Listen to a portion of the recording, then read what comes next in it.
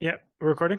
All right. Yes, sir. Welcome everyone to the Rink Rat Report podcast. Joined today by Kevin Papetti.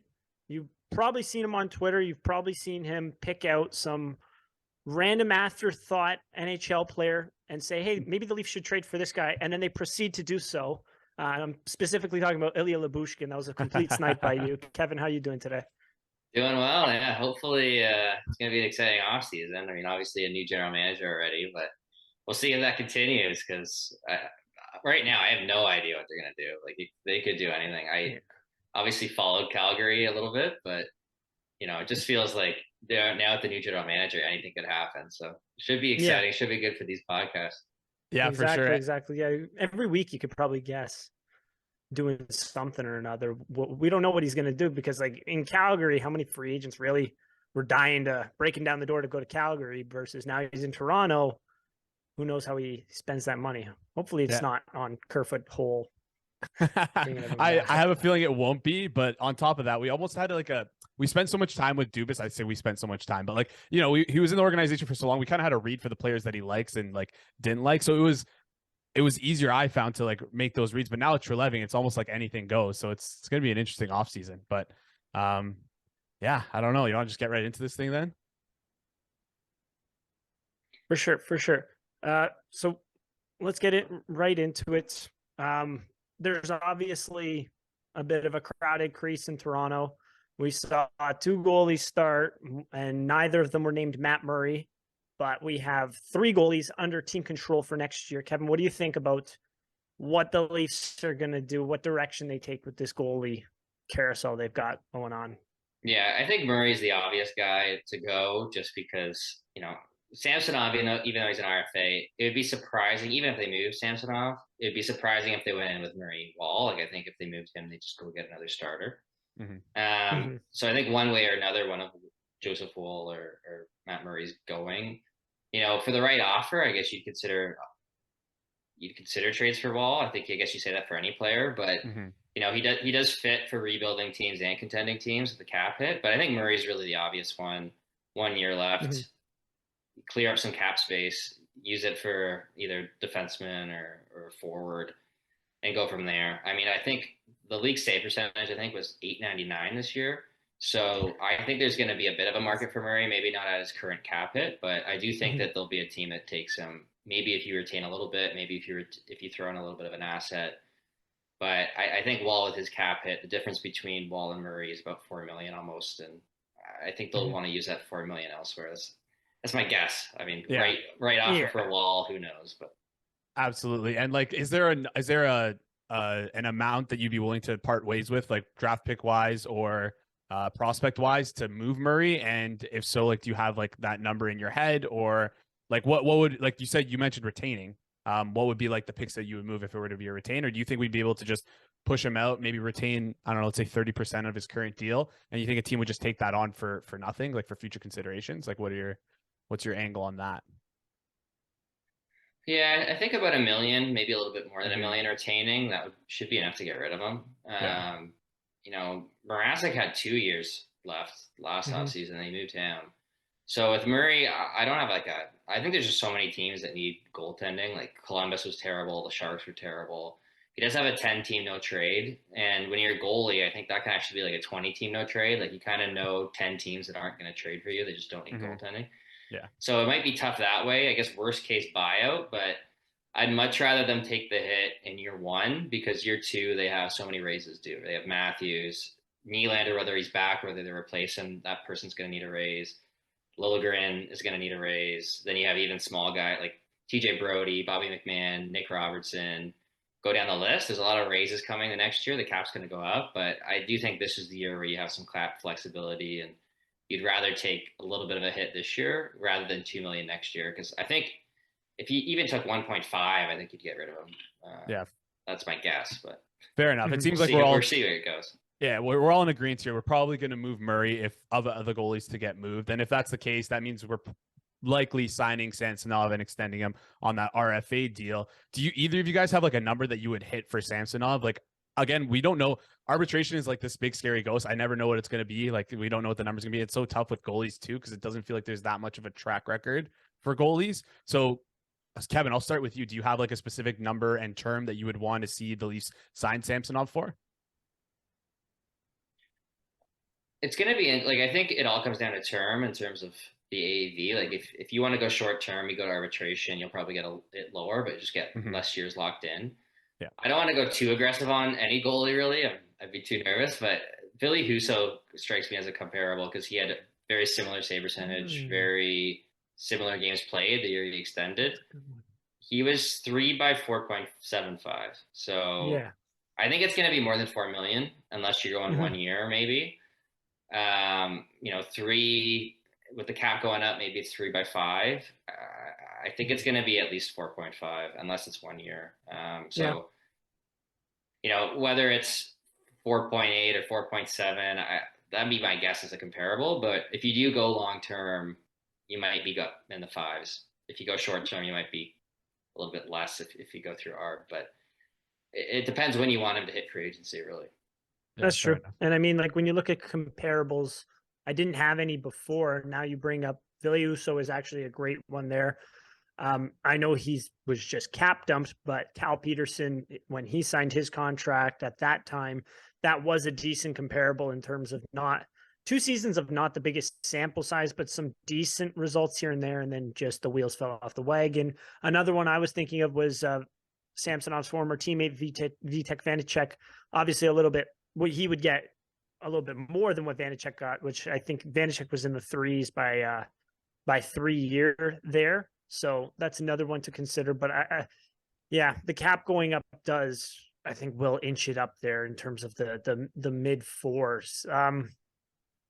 If you keep the term short and you have Joseph Woll as the other goalie, I think that's totally manageable though. Like think about it, like 4.5, and then Joseph Woll makes 770. That's 5.3 or 5.25, whatever, between 2 goalies. That's not bad at all, right? Yeah, it depends what you think of really both goalies. Like if you think Joseph Woll is the next big thing, then I think you want to go short term on Samsonov. But if you think Samsonov can repeat, like that was probably a $6+ million season he just had. No. Other than the playoffs. So maybe there's value in locking him up. I'm with goalies, I'm typically saying short term, like 3 years or less, but maybe 4 if you take a discount, but I don't want to go. You also don't have the best sample size with them, right? Too. So, like in terms of good, solid starter level play. So that is something to take in consideration there.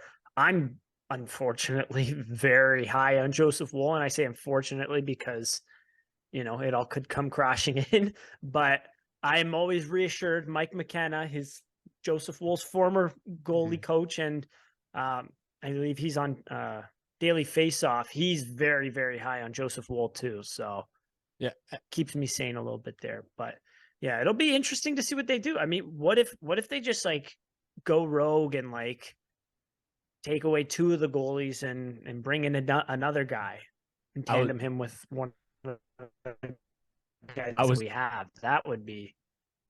Yeah, I was just about to ask that question for you guys. There's like so many trade rumors surrounding Carter Hart, right? And like, do either of you guys see like a path where potentially Murray and Samsonov get dealt and the Leafs bring in Carter Hart? Kevin? I could see it for sure. Like if you think Hart's the better goalie, then, I think Samsonov's trade value would be somewhat close to Carter Hart's. Maybe not fully there, but Samsonov's coming off a strong season. He's young, he's controllable. If you did think if you're very high on Carter Hart and maybe not, you think Samsonov is a fluke, then who knows? Obviously, like the more trades we're predicting here, the less likely. So I think the most likely option is Woll Samsonov would be most likely, but it wouldn't shock me at all if they decided to kind of sell high on Samsonov if they weren't fully convinced and go a different direction. So I just don't think it's going to be Murray Woll. Basically, I think if Samsonov does leave, I think they'll bring in another goalie. Yeah, pretty good bet right there, I would say. So that's the goalie situation. 3 under control, 2 under contract. You're probably only going to want 2 of them. Who do you want? I mean, obviously the younger goalie on a $700K contract. So that's the predicament there. I think, I mean, it's a big question mark to see what happens, who gets what, who gets dealt where, what they do with Matt Murray. But I think it's like a pretty simple kind of end goal in that one of them is going to be leaving, most likely, and they're going to run back two of them. Pretty fair. Sense. Yeah. I don't think the 3 goalie thing can. I know it worked in Carolina, but Yeah. just the amount you save from Murray Mhm. trading him, it just makes sense to go to use that cap space elsewhere. Yeah, for sure. and I mean, that is a good point. And like, it did kind of work, but like, it was an emergency basis. They did bring Kochikov up and down. I know that the agents of the goalies would be absolutely fuming if they went 3 goalies, unless like someone came into camp injured, because goalies do not like having to go through like 3 cycles in order to get a start. So yeah, I think it'll be 2 of them. Let's move on to the defense here. An interesting predicament, I would say, simply because you got a good amount of defensemen locked up, but is that really the mix that you want to go into the season with? Kevin, what are your thoughts? I think Brodie, Riley, McCabe will likely be in the top 4, and then I'm assuming Liljegren's back unless there's some sort of great offer, like if you can get a high-end center or something, or another really high-end right defenseman. I expect Giordano back on the left, so that's basically your left side set. And then they could really use just one stud right shot defenseman. I don't know if that player's out there and available. I think for years we kind of saw that where the Leafs could use a high-end right shot defenseman, never got one. It's kind of the same situation, so I don't know if they're going to go kind of like in the second tier, like a borderline top 4 guy. But they could definitely use someone there. They could definitely use a long-term solution for Brodie if he doesn't return the following year, if he starts to age and it isn't quite his self. So I think an ideal world is a young stud right shot defenseman that they bring in. But again, I don't know if that player exists. I don't know if that player is available for the right price. So it might be more. What do you mean? We had TJ Barry. We had Tyson Barry. He's available. I bet you get him. They got a lot of right shot defensemen right now, Nashville. But and obviously like a defensive defenseman to pair with Riley would be ideal. Like they don't really need an offensive guy on the right side, as we learned with Barry. I think it's like I don't think a Klingberg kind of makes sense. I think they got to go shut down. Yeah, all the way there. Like you said, we've seen that mix before with Tyson Barry. It just did not work. But yeah, looking at the players that would get moved, in my opinion, from the team, I signaled out Timothy Liljegren, Connor Timmins, or TJ Brodie. Just not that they will get moved, but like I see them as guys who could potentially, like Brad Treliving could come in as this fresh set of eyes and say, like, I don't really like these guys. I would move them out. And more so TJ Brodie just would be because he's signed for 1 year and we don't know if he's going to resign, plus the age factor that you mentioned. So I don't know if you could maybe get a first for TJ Brodie, that might be worth it for me. But I also love TJ Brodie's play. And on top of that, how do you replace TJ Brodie, right? Like it's easy to say we're going to trade these guys, but the other player like that we would get back, or the other player that we want to bring in, just doesn't really exist. So that kind of brings me to like the current pending UFAs. You mentioned a strong defensive defenseman to play with Morgan Riley. Is that Luke Schenn for you? Do you think Luke Schenn would be brought back by Brad Treliving? Or on top of that, do you see like Erik Gustafsson or Justin Holl being brought back on the team? Of the pending UFAs, I think it's probably fair to say Schenn is the most likely, but do you think we'll sign any of them, if at all? I think Schen's the one. I don't think Gustafsson's coming back, just because they have the 3 on the left side. He only played in 2 playoff games, so I just think as a player, if you're only getting that little, like he'll want more opportunity elsewhere. I think with Schenn, the question is really, is he taking a discount or is he going to get every dollar? Because after that playoff run, I wouldn't be surprised if he got 2-3 years, and I wouldn't be surprised if he was over 2 or even 2.5. Like, so is it like the cheap Luke Schenn, where if he doesn't perform, you can move him as a 7th defenseman, or is he getting paid like number 5 money, right? So I think that's the big question. And then with Schenn, because you have right now 5 of your top 6 kind of locked, if you bring back Schenn, so it'd be probably like the very similar pairings to what they ran in the playoffs: McCabe, Brodie, Riley, Schenn, Giordano, Liljegren. I don't know if that's elite.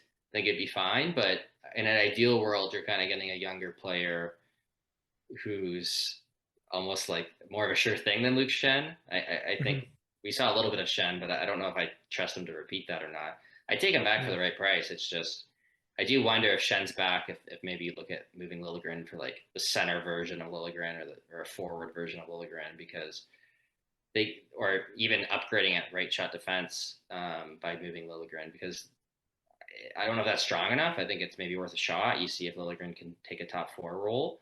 You see if Luke Schenn can repeat it, but I think Timmins could go because he might just be like a guy Dubas liked. I could see him even go to Pittsburgh. I don't think he'd command much, but I don't think Brodie's going, just because I thought he was their best defenseman this year, at least in the regular season. I think they need 2 of him, and his contract's backloaded. So it's a pretty big, I think it's like 7 or 8 in the last year. So it's, I'm pretty confident he'll be back. It's just, I don't know if that player exists. I'd like a Noah Dobson or something, but unless you're moving a big piece, it's going to be tough to get that player. Yeah, it's $7.5 million for this year, so I don't really think.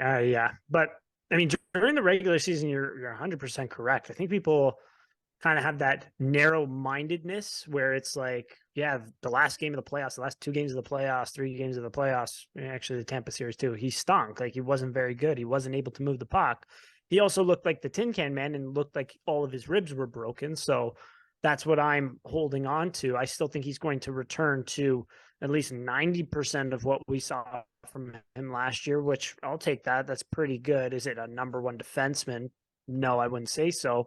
But yeah, it's an interesting mix, especially on the right side. Like, I like Connor Timmins. I really like some of the stuff that we saw in a small sample size there, but you're really gambling if you're going Timmins and then Timothy Liljegren as your 2 and 3 right side guys there. So what would the move be? I mean, I was really hoping that it would kind of like convince myself, like brainwash myself from watching Timothy Liljegren at the World Championships and be like, man, this guy with that confidence, that just that slightly below competition level, he looked like a new defenseman out there. And I still saw some old bad habits, and I'm like, for F's sakes, damn it, Timothy. But yeah, it feels awkward, doesn't it?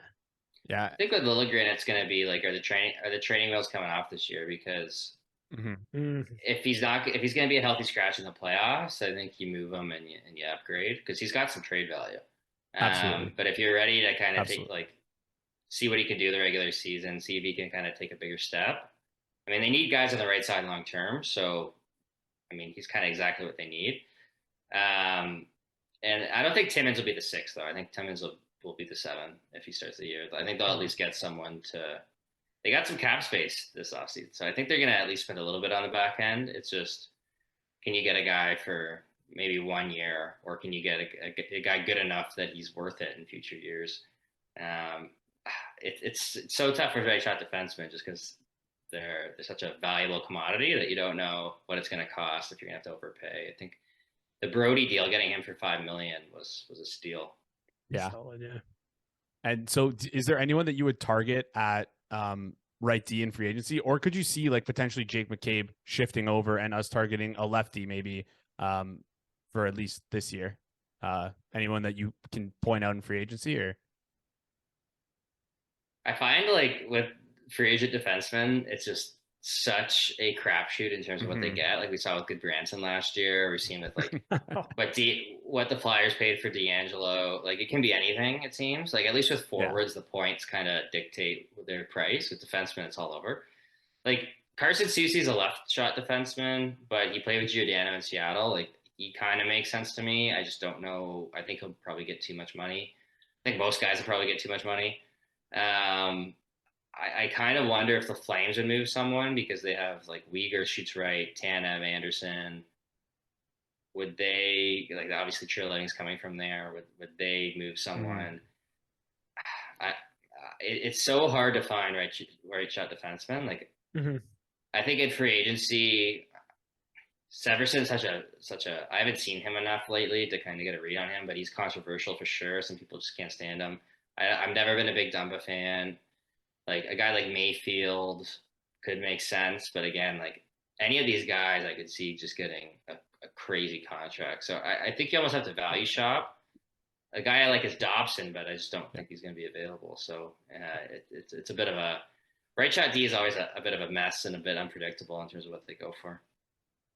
Yeah. And I mean, you have a new GM this year. Like, how does he value what you have right now? I mean, like, Treliving could come in and be the #1 Timothy Liljegren fan, and we could see him playing 22 minutes a night right off the bat.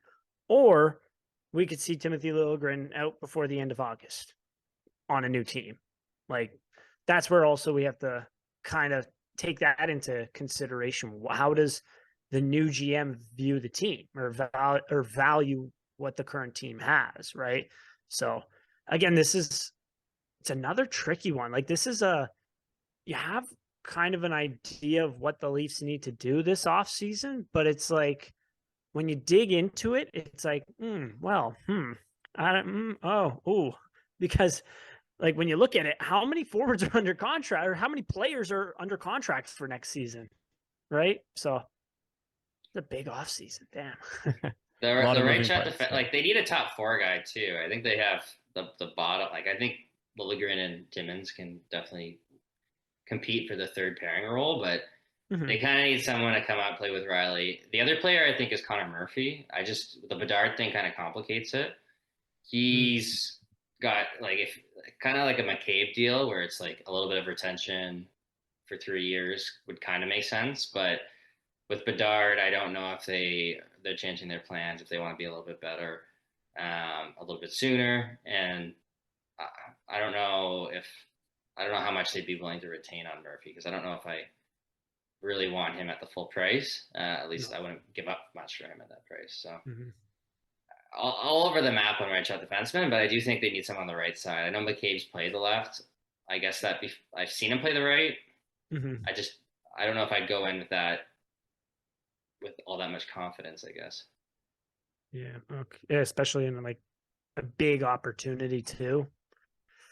Like that would have to be a day 1 training camp kind of thing that you really stick to for a good sample size too until he's comfortable. And it's not going to look good for a while, but is that the path you really want to go? Is that going to maximize his value? You know, it's a big humming and hawter. That's all I can say on that one. But yeah, in terms of free agents, I'm trying to think like who would be available. You mentioned Scott Mayfield. I'm not a huge fan of Scott Mayfield. I just find he can't move the puck that well. Like he'd be great for playing for the Florida Panthers in the 2nd and 3rd round, where just cross-check the hell out of everyone in front of the net. But during the regular season, I think that gets called all day, right? So Gudas is available. Then you mentioned it. Yeah. I could at least somewhat see it. Like Zadorov is another one, because Zadorov's just on a 1-year deal, but he's kind of high. He's close to $4 million, but just 1 year, and they kind of have the space for a year. Why not?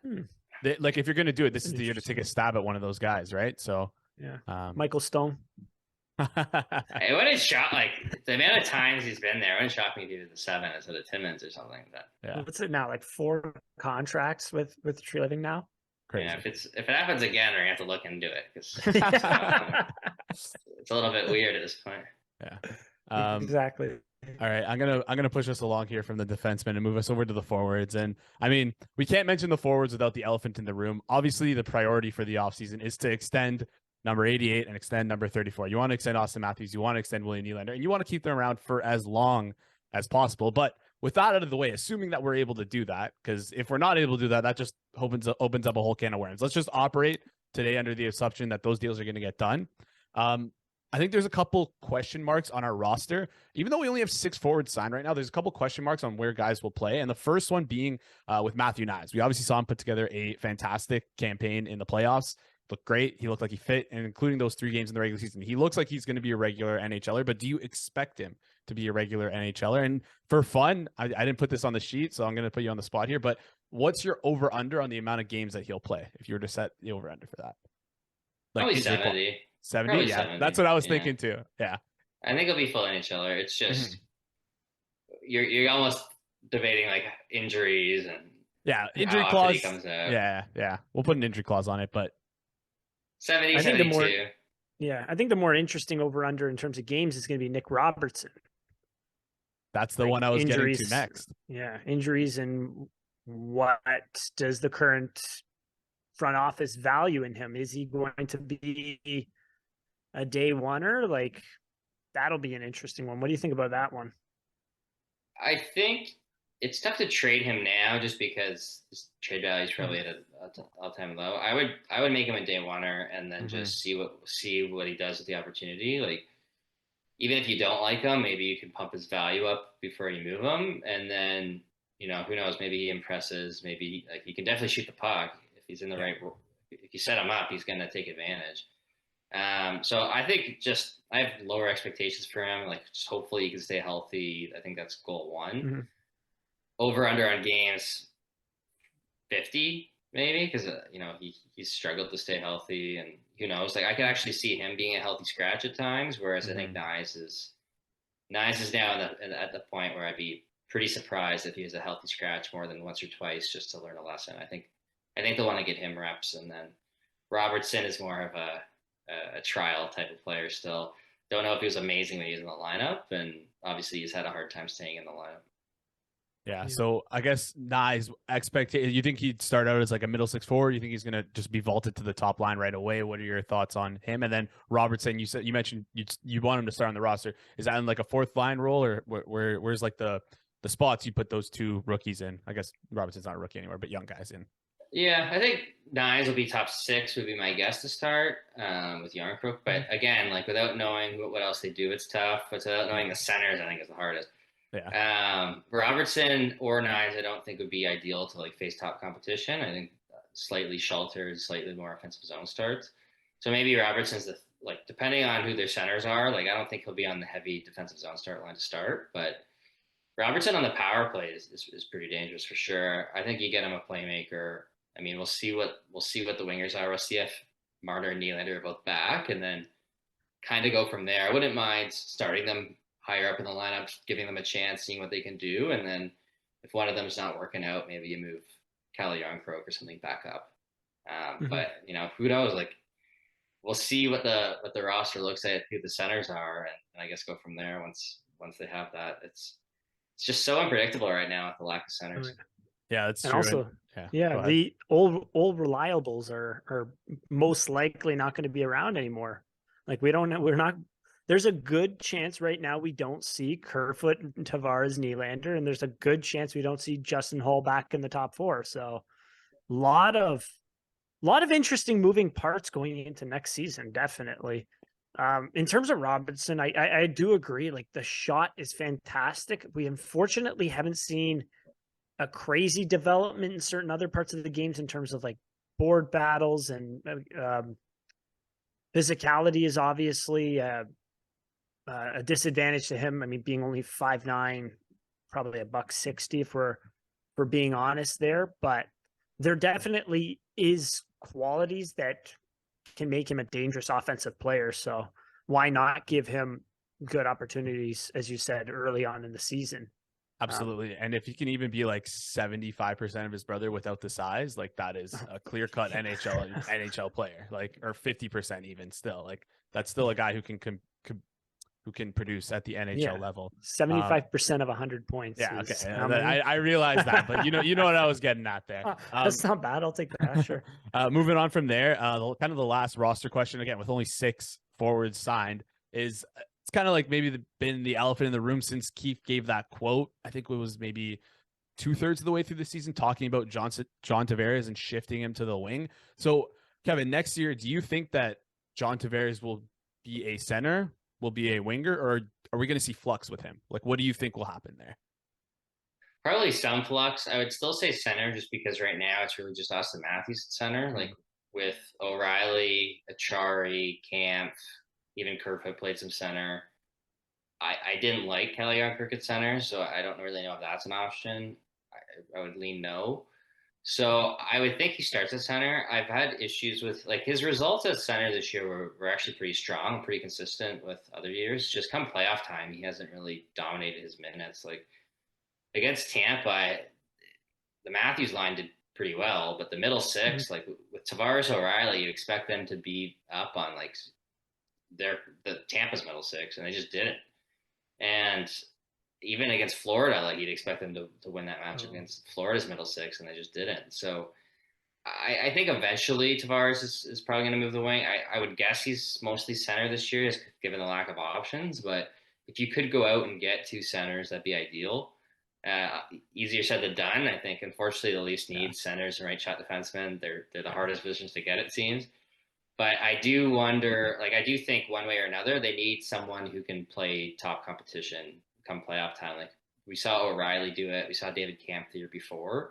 They need some sort of two-way center behind them either way that they could take those minutes. Because I don't see Tavares playing top lines. And sometimes you don't want Matthews in that matchup either, depending on who you're playing. Like, if it's Bergeron, he's back, or if it's a Barkov, like a Selke contender. I don't know if you want Matthews out there in those minutes. So it would be nice to get like a good two-way center one way or another, whether Tavares is on the wing or at center. I'm just guessing more center than wing. Yeah. That makes sense. Yeah. Go ahead, Joe. Obviously, yeah. And like if they bring O'Reilly back, what contract are you comfortable with him signing? Max comfortable. Yeah. I would try to go like a big 1-year deal just because they have the space. I don't know if he's going to take that. It's a good idea. Anything longer term, like you got to kind of plan like what's going on with Nylander, what's going on with Brodie. Because I think even if Brodie walks, you need like a $5 million defenseman there to take his place. Mm-hmm. So it's just tough after this year where you have, Matthews getting a raise. I think the real question there is like, are you moving Nylander? Because if you're gonna go cheaper on Nylander's spot, maybe O'Reilly makes more sense. It's tough to commit any term to O'Reilly unless it's a huge hometown discount because you need every penny you can get, it seems, once Matthews' extension kicks in and once you have to pay Nylander. So there's that 1 year between when like that first year Matthews signs and 1 year until Tavares is a free agent and takes less. So it's that 1 year is going to be the tough one there.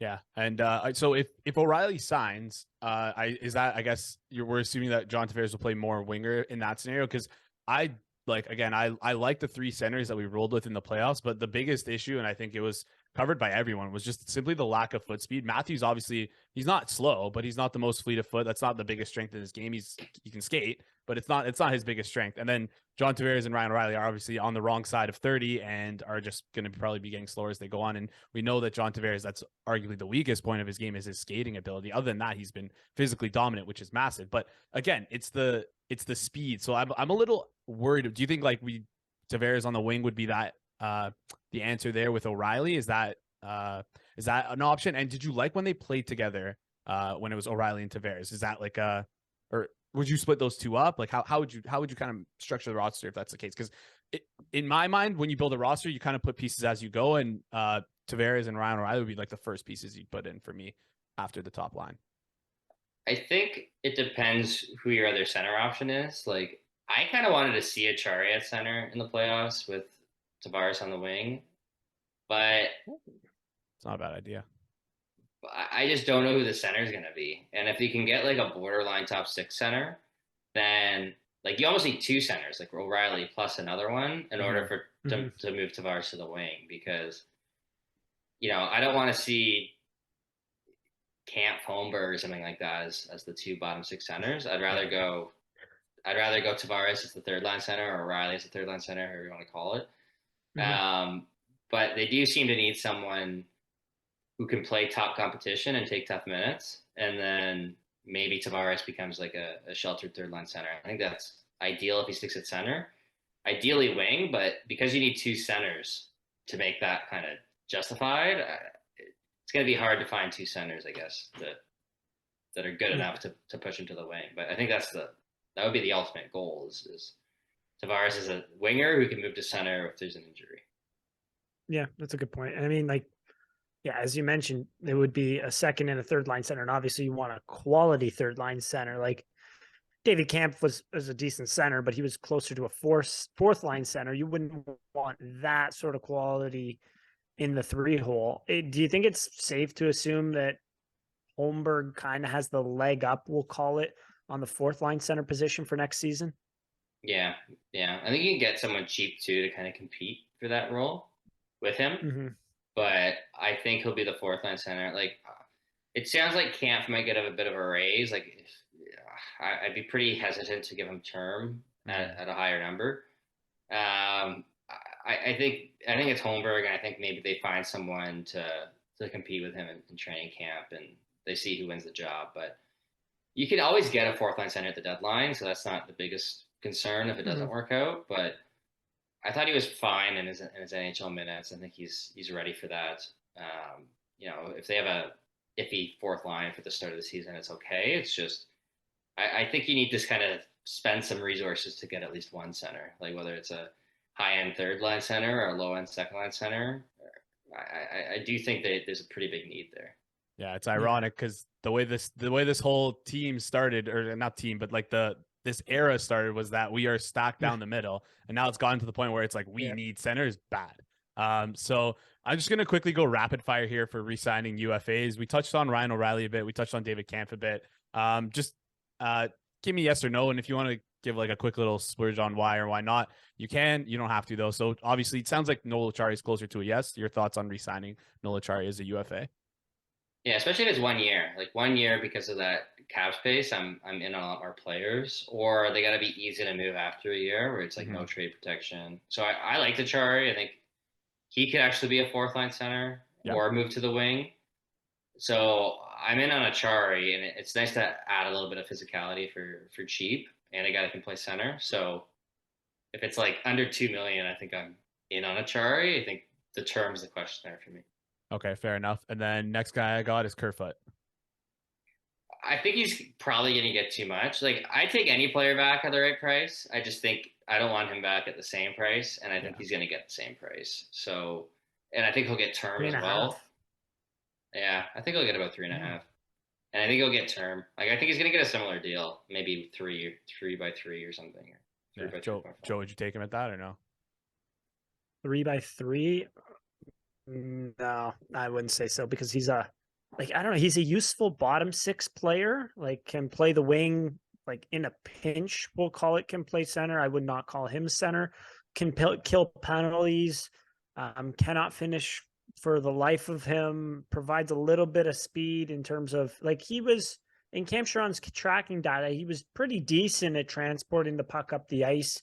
Unfortunately, he crossed the blue line, and it was like a spell went over him and he didn't know where he was. But yeah, for that bottom six kind of value, I think 3 is too much. I would say closer to kind of what Evan Rodriguez got this year, like 2-ish. Be more comfortable. I think he'll get more. I think he'll go over 3 though. Like, I just don't think he'll be back for that reason. But right, if he's under 3, I'd at least consider it. But that's the term, right? Like, I'd rather go a higher end player and then try to replace Kerfoot with some sort of bargain signing. I think that's the play.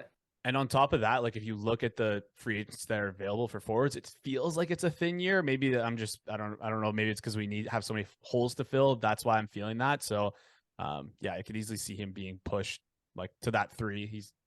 A team will give him to him for sure. I mean, we just saw Athanasiou sign for like 2 by 4.5, whatever it was. So we've seen crazier deals out there. Moving on from Kerfoot, Zach Aston Reese. Would you guys bring him back on that league min 1-year deal? Did you like him as a Leaf, or was he like a little too slow, Kevin?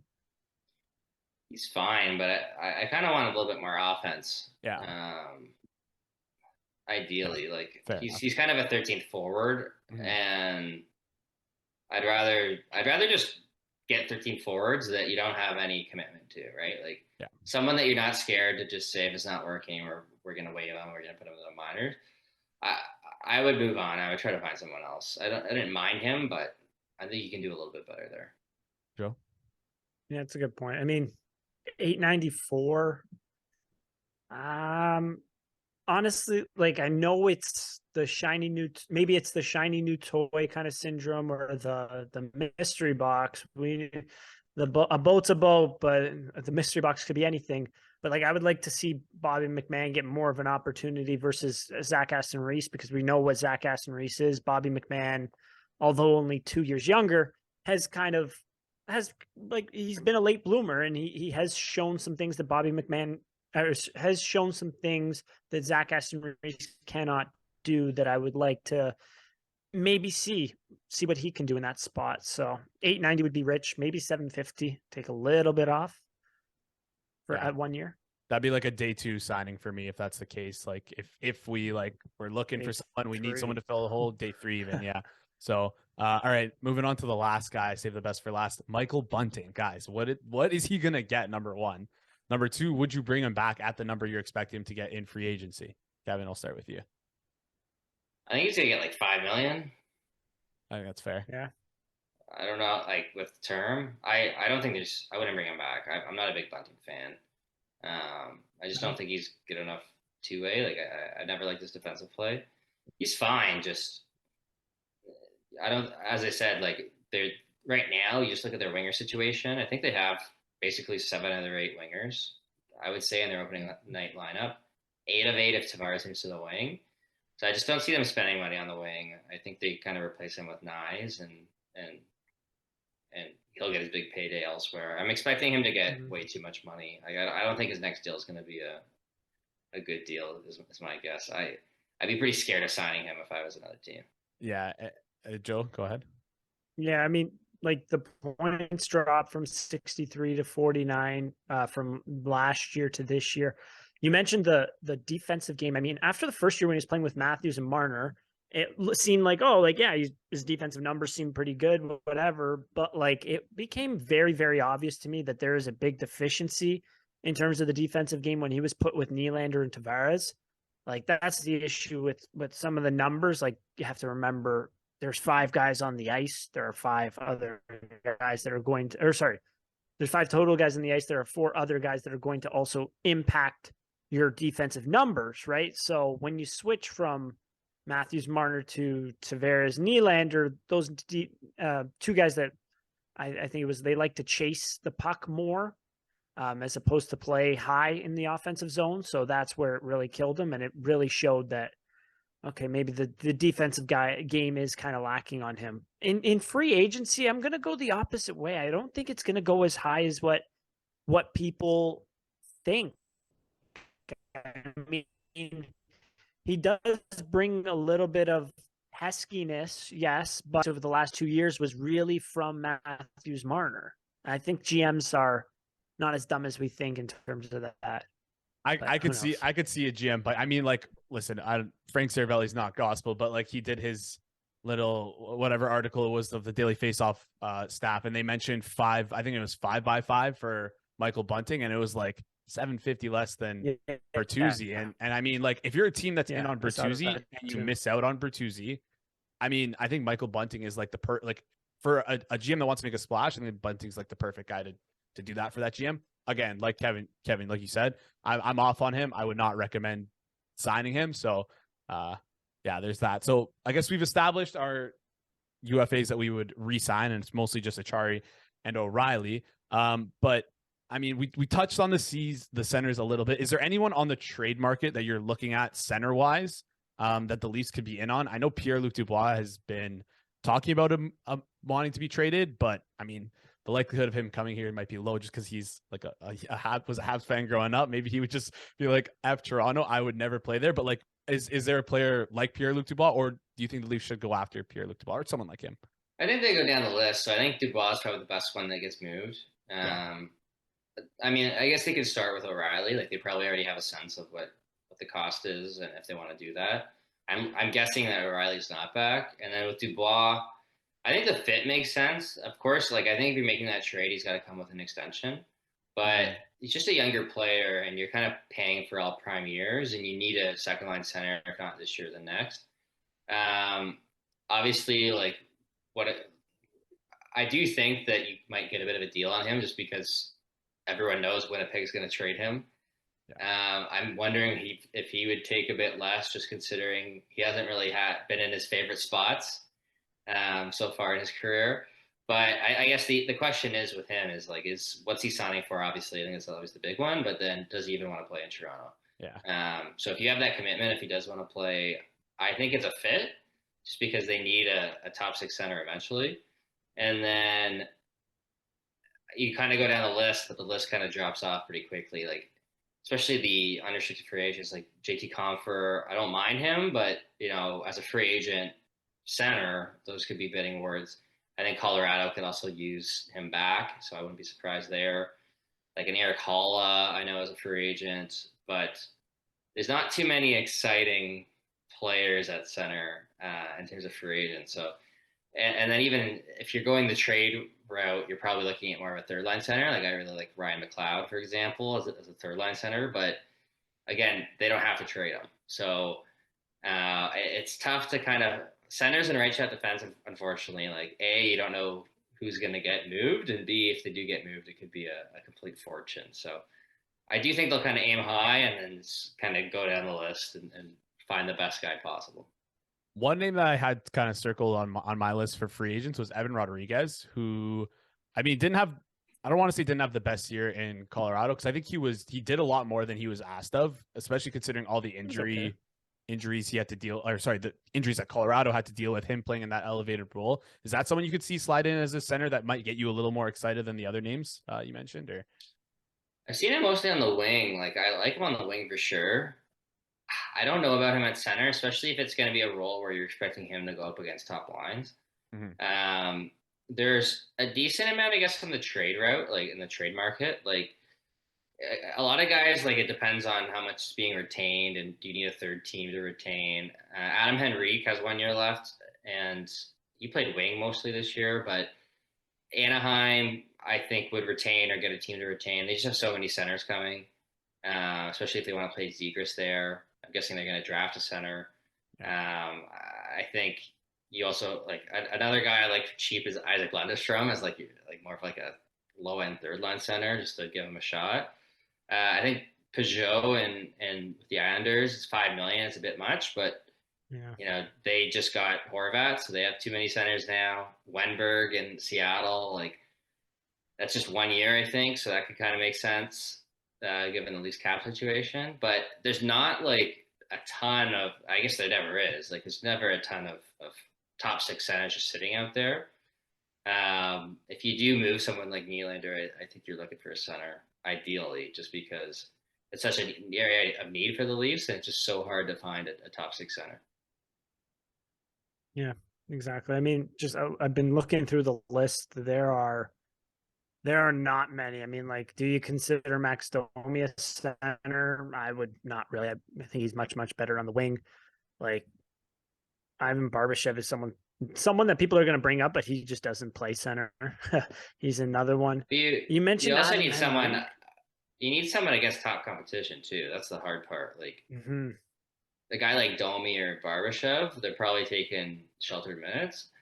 I think you want Tavares taking sheltered minutes if he's at center. So it's a small group of players that can do it. Mm-hmm.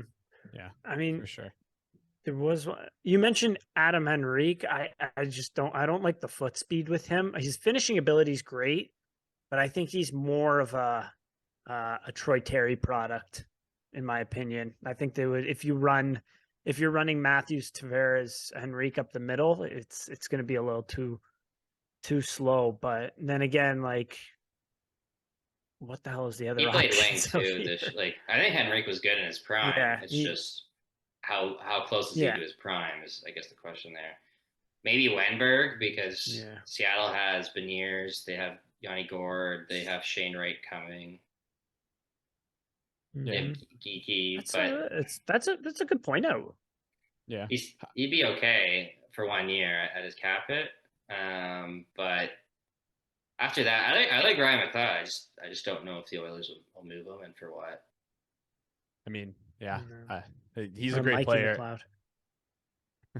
I'd go Ryan's just the better player. And I think Lundestrom, I like Lundestrom, but he's not good enough to be like a sure thing. He's more of like a project, take a flyer on him, see what happens.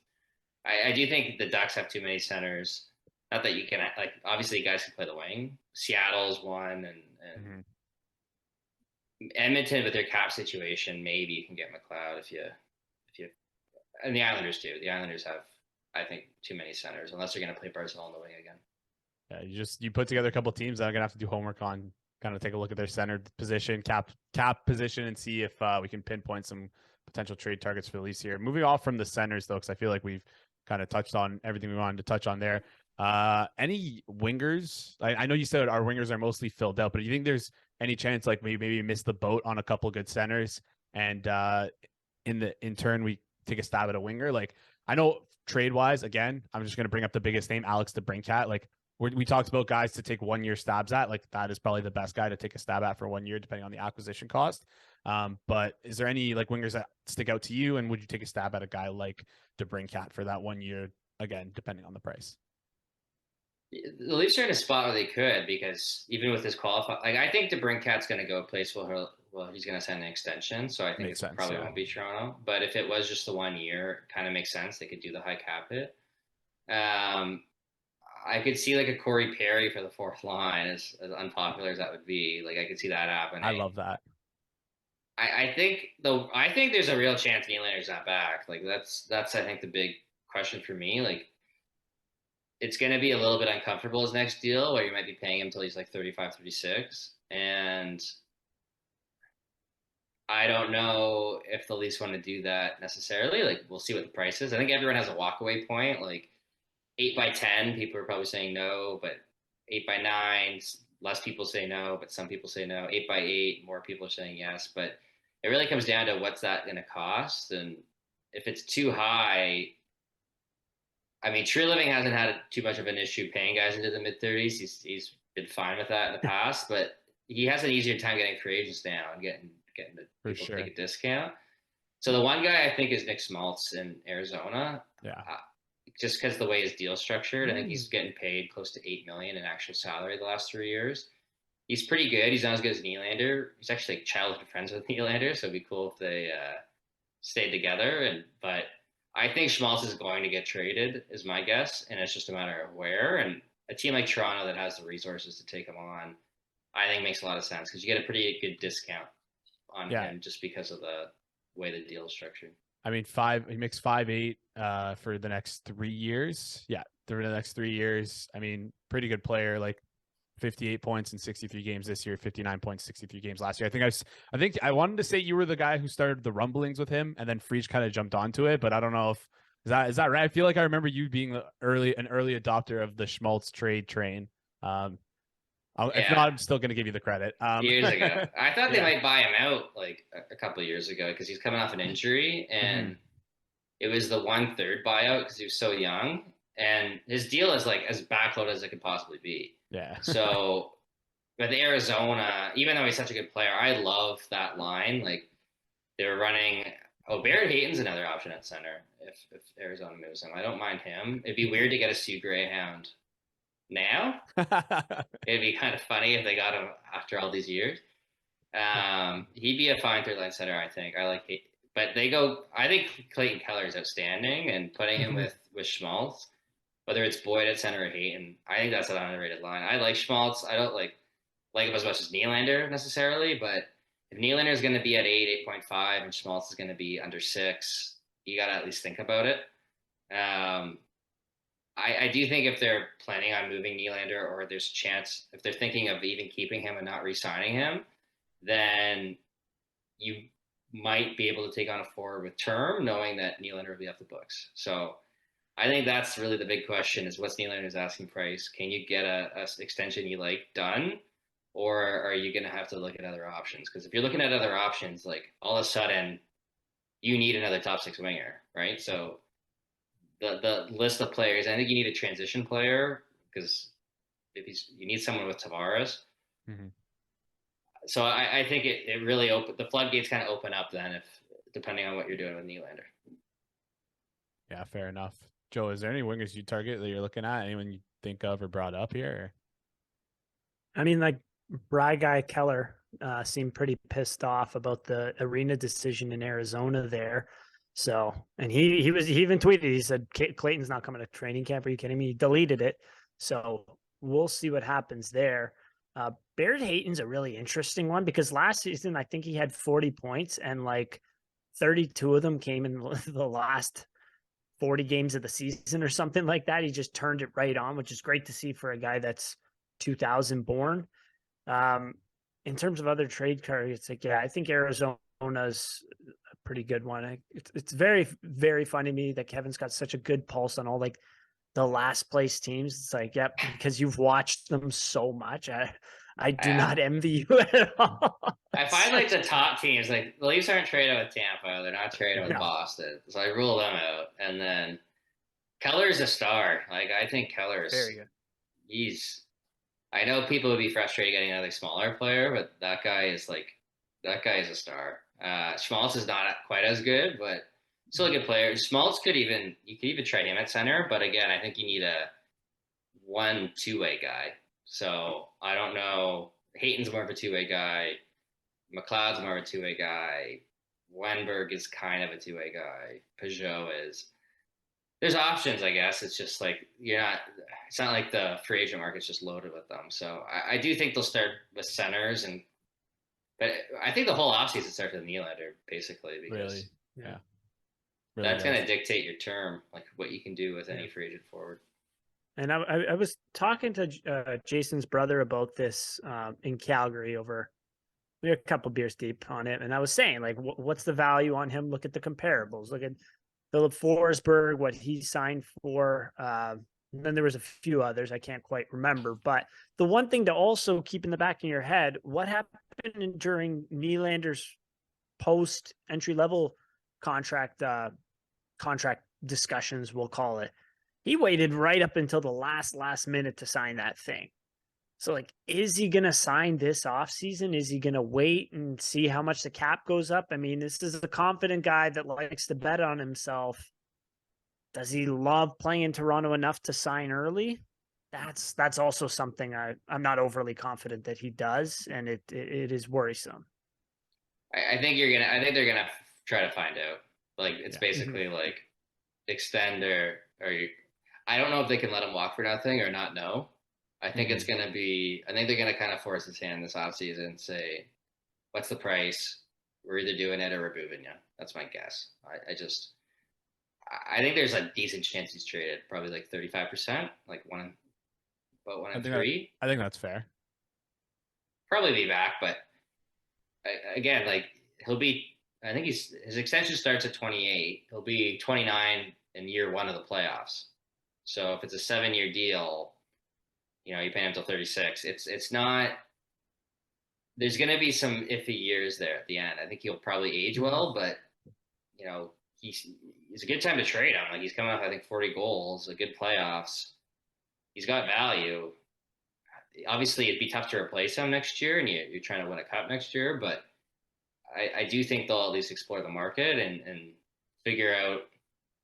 I mean, if he's going to ask for like $10 million a year or something, you almost have to move him. Yeah.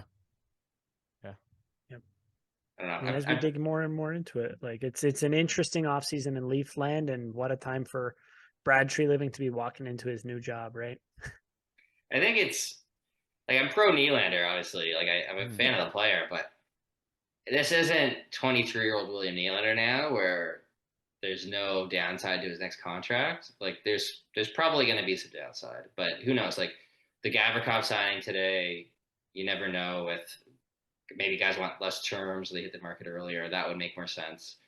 The 7-8 years, I think, is where it gets uncomfortable, depending on the dollar value. Yeah, exactly. Jason, do you have any other like random forwards you're kind of hawking? We'll call it on Cap Friendly. No one yet. I still got to do a deeper dive. I like Barbashev. I like Barbashev, but I think that number is just going to be way too high. And again, he doesn't have the 2-way game to justify $6.5 million contract or whatever. So I think we'd be out on that. What do you guys think of Max Domi? That's an interesting one for me. Out. I feel like Dallas will want him back. If not Dallas, then like he likes Chicago. I don't know if he's really a center or the center they're looking for. I don't mind him as a player. It's just I don't see it happening. I'd say it's low odds. Yeah. All right. What about this is an off the books one, last one. Andreas Athanasiou. He signed today. I don't think he's getting $3 million again. Didn't he sign today? Yeah, he signed. He just signed. Yeah, he signed like literally 2 hours ago. And he got more than 3. He got like 4. He got 4.7, I think. He got a Chicago tax on that one. Cap friendly is not updated. Yeah, I feel so stupid. I don't know. It's announced on Twitter. It's fine. I forced you to rush dinner to make this interview. Before we head out here, I just want one question. We touched a lot on Nylander, and I just want to kind of extrapolate a little bit more from your brain on it. You mentioned like a short-term deal. What number could you see us signing Nylander at for the short term? What would the term be? And then what number would be like the high end of most palatable to sign Nylander for a full 8 years? The full 8 is scary. I mean, the cap going up is going to be.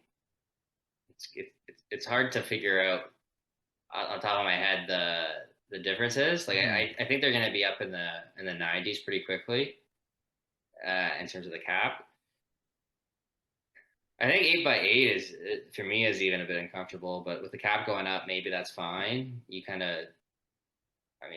a lot of good years left. Yeah, but I think the Nylander thing is almost you kind of have to be looking at both at once. Like, what's the trade offer, like the best trade offer, and what's the lowest price you can get him at, and just weigh the two, because it's so difficult to figure out what he'd return in a trade just because it's 1 year of him.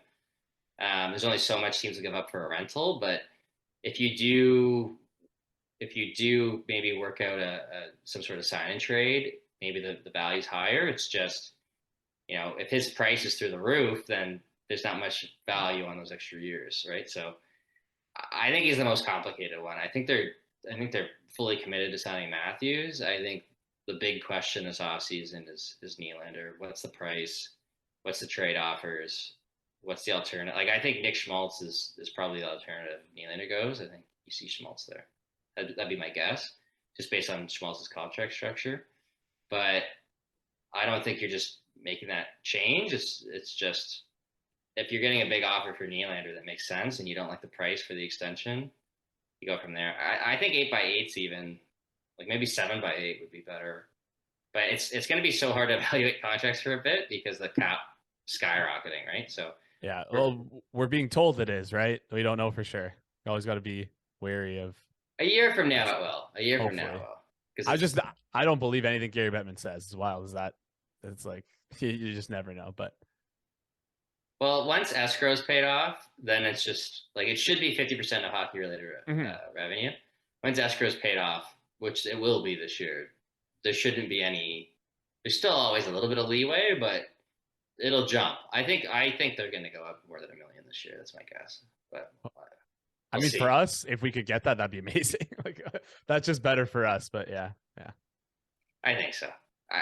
It makes no sense to go 1 million and then like 10 million. I think it's going to be like 3 and 5 or something. Yeah, but makes sense. It's hard to figure out what the cap's going to be. Pridham is well worth the money, I think, because he's probably got all the spreadsheets mapped out of all the different scenarios. So unfortunately, I haven't gone that deep down. It's tough to like know the comparables, but it is going to skyrocket, and then 8 million becomes the new 7 million type of thing. That's true. That's true. All right. I think, yeah. Any other thoughts, Jason?